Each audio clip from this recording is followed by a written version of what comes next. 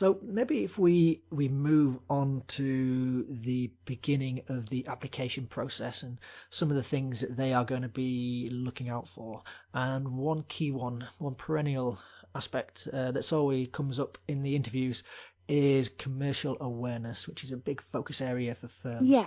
Now, how can you recommend that people begin to get that commercial awareness, and then how can they go about demonstrating it in interviews and assessment centres?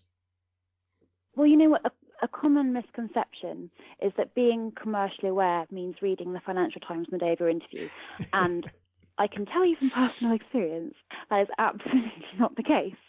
It actually means being commercially aware means staying up to date with the latest developments in the commercial world.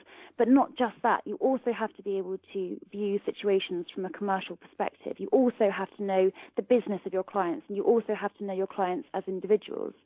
So following on from that, as you can see, you can't become commercially aware overnight, or indeed on the morning on the tube to your interview. You've got to learn a little bit every day. And the good news is that it doesn't all have to be about reading. I mean, if you read the Financial Times every day, that will help you. But you can go on courses. My university put on a commercial awareness course for us, which was really useful. Your LPC provider or GDL provider might do the same.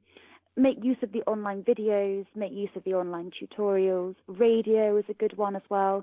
And importantly, you really should be going on work experience, because that's a really good way to get commercial awareness, immersing yourself in it practically. No, they're really good points. And then in terms of demonstrating it in interviews, I mean, you can't just say, oh, I read the news and I listen to the Radio 4 a lot. I mean, how would you then try and demonstrate it practically? You're right.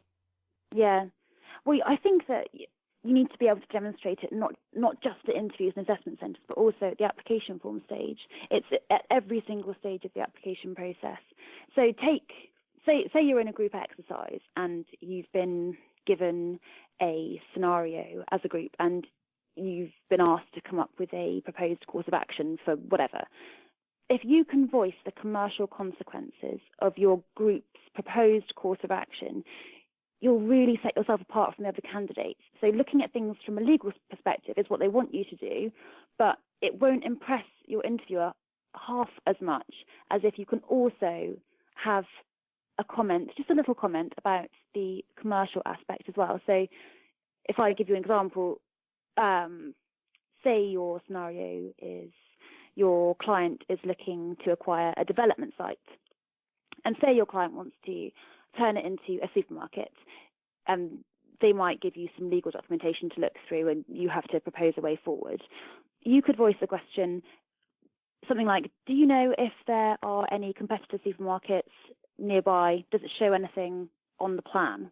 You know, something small like that, but just something to show that you've got commercial awareness at the forefront of your mind. And it's actually a really easy point to put in, and it's something that lots of other people won't be doing and won't be thinking about, so it will give you that edge.